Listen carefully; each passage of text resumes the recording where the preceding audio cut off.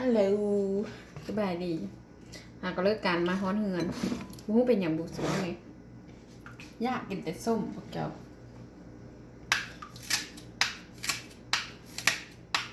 อันซื้อมาแอปเปิลเขียวมาไว้เป็นผงเลิกการมาแล้วว่าสัญญากินแต่ส้มเลย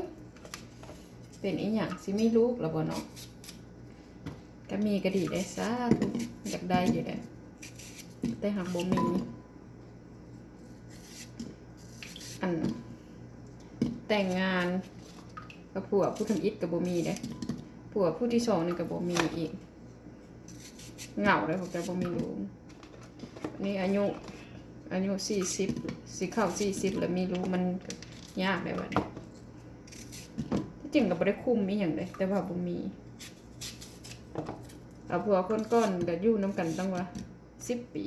กับบ่มี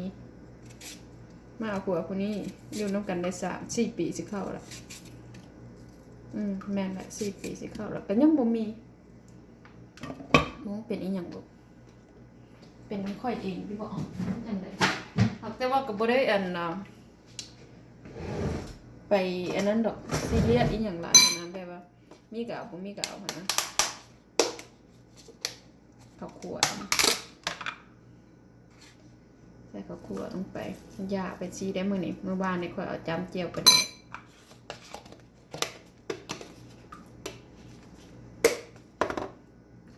ผงนัวเลยนี่เด้อมากระใส่บ่มากก็ต้องใส่ค่อยหันใส่อยู่น้อยนึงแบบว่าพอกินหั่นนะนี่น้ำปลากระปุกนี่นัวโอ้ลืมมาบ่ใส่เป็นนัวเนาะ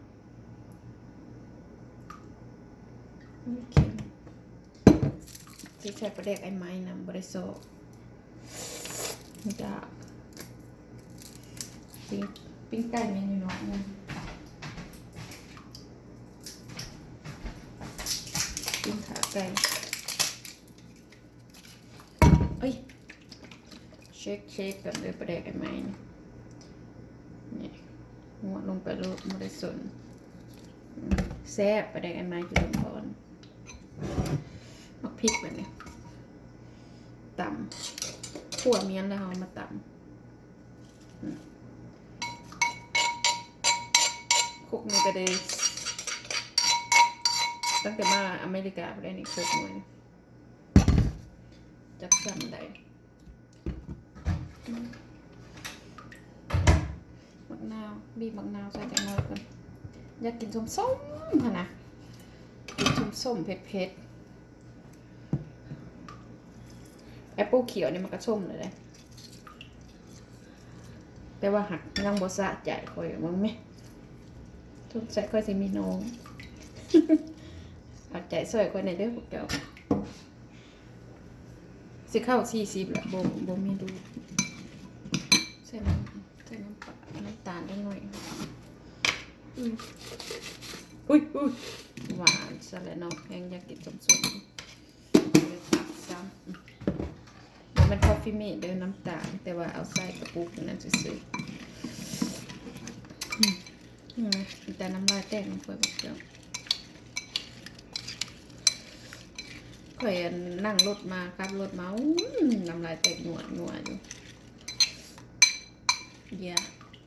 ซีมันกันเป็นอะไร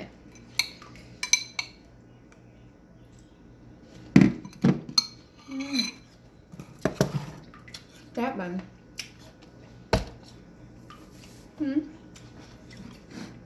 เผ็ดคักบอกมันชมใจยาก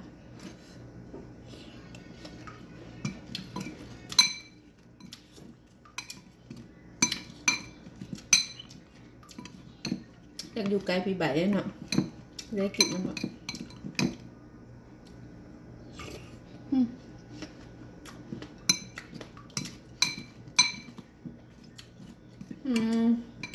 แ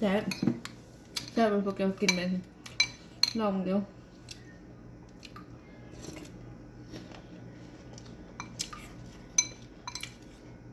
แอปเปิลเขียวคือกินส้มมะกระทันบางคนเอิ้นมะกระทันแต่ภาษาไทยบ่ฮู้นะ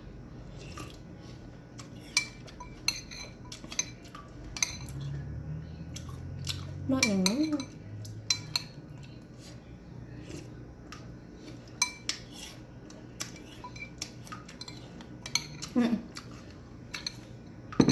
มาฮะ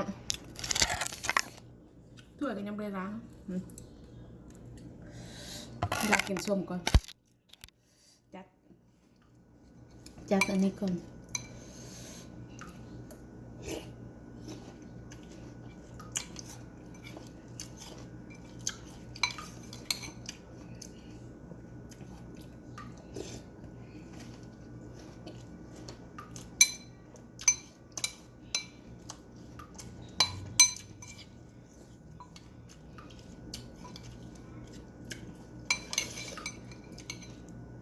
บีบมะนาวเข้าไป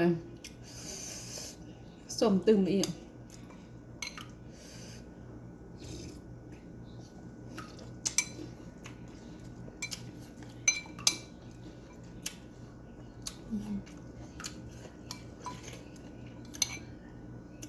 จนเค็ดแค่ออกมานี่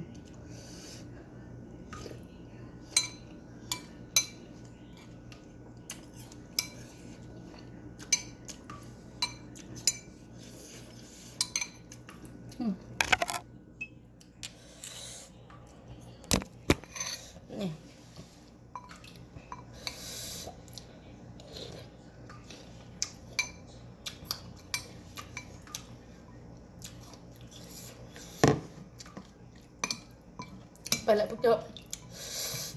เดี๋ยวพวกเจ้าจะกลืนน้ำลายน้ำ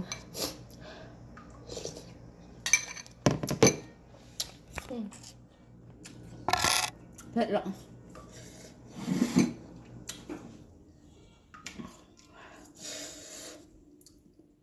ขอบใจทุกคนที่กดติดตามให้ขอบใจทุกกำลังใจบ๊ายบายอีกคำหนึ่ง